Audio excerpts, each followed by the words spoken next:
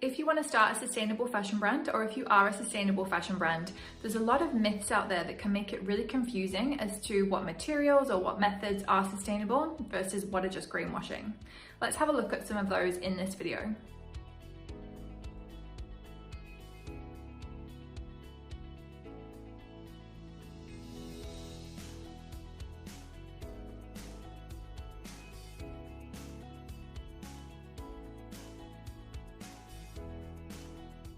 If this is your first time at the Fashion Business Coach, welcome. I'm Vicky, the founder, and I set this platform up 5 years ago to help people who are new to the fashion industry to launch and scale successfully, even without a degree or past industry experience. I'm so glad that you're here watching one of my free weekly videos. I produce these every week on a variety of topics to do with the fashion industry, and a lot of the videos are actually based off of questions I get. So if you have a question, feel free to pop it in the comments and I can always keep it in mind for future videos. If you're not following along or subscribing yet, make sure that you do so that you can catch that video as it's released every week. So this week we're talking about sustainable fashion myths, and if you know anything about me, you'll know that sustainability has been a big part of my life for decades. Yes, that makes me feel old. Today I wanted to make this video because I know that a lot of things these days are labeled as sustainable and they're not. And for me, as kind of an expert in this field, I know what to look out for and I know how to call people out on it, and when I can, I do. But I know when you're new to the industry, it can be quite intimidating and you don't know what to look out for. So I just wanted to bust a few myths today so you had a bit of a better idea as to what to expect. The first thing that I wanted to tell you is that sustainable fashion doesn't have to be more expensive. And for you as a fashion business owner, it can actually be cheaper if you play your cards right. I have other masterclasses and things on sustainability, so make sure that you watch those. I'll link to some of them for you to give you a starting point. But fundamentally, this is the thing. People think that sustainable fashion is expensive because they compare the cheapest price of a non-sustainable, for want of a better word, item versus a sustainable. And yeah, if you're comparing the cheapest of both categories, then the non-sustainable version will be cheaper. However, here's the difference. If you are comparing two items of equal quality, the sustainable one doesn't have to be more expensive. And actually, if you think about designer fashion, most designer fashion right now is not sustainably made, but people are still charging £300, $350 for a t-shirt, you know, and it's not sustainably made. You can make a sustainable t-shirt for way less than that. So do keep that in mind. It's not that the sustainable fashion has to be loads more expensive, it's just that you're not going to get cheap, crappy clothing with sustainable fashion, because generally it is higher quality. The other thing to remember is that when we do see products that are super cheap, somebody somewhere else is paying the price. Usually in a very poor third world country, that's how these things became so cheap.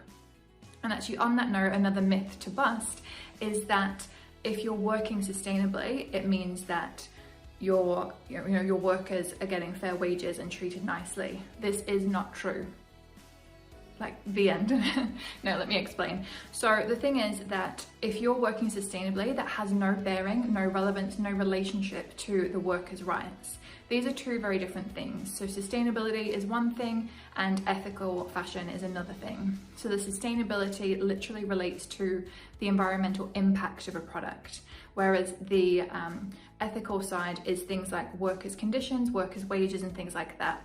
So don't assume that because you're buying something sustainable that the workers have been treated fairly. There are people out there making clothes that are sustainable who are not being treated well. So if you're somebody who cares about both, and I hope that you do, you'll want to make sure that you're checking any products or any fabrics, materials, whatever it might be, for both sustainability and the ethical side of things as well, because one doesn't impact the other. They are completely separate things. And the third myth that I want to bust is that biodegradable or natural fibers are the most sustainable options. This is also not true. It can be true sometimes, but other times it's not true. I know it gets confusing. So first, let me tell you what a bio-based fabric is. This is something from a natural source, something that grows in the ground. It's not man-made. So we can think about things like cotton, we can think of silk, we can think of linen, modal, bamboo, all these kinds of fabrics that have been grown basically. And it also means that they'll biodegrade. It's not like plastic, like a lot of activewear fabrics are, for instance, where they're just gonna sit on the earth for centuries potentially. So this is what a bio-based fabric is. Now, because of that, people think, well, it's kind of, it's basically a plant, like it's going to be good.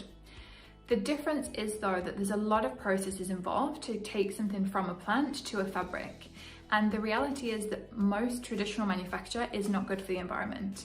For instance, cotton, natural fiber, but not particularly good for sustainability because it uses so much water, uses so much fertilizers and chemicals that can actually be really harmful. They can kill fish, that then creates problems for the whole ecosystem. People eat the fish, get the chemicals in them, and so on. So again, we don't just want to take this on face value. We don't want to have this black and white of, oh, man-made fabrics are bad, natural fibers are good. You need to look further into it than that. And the best way to do this is ask your suppliers what is sustainable about this product. So if they've put that sustainability label on there, they should be able to answer in detail what is sustainable about it. A lot of the time they're going to have certificates.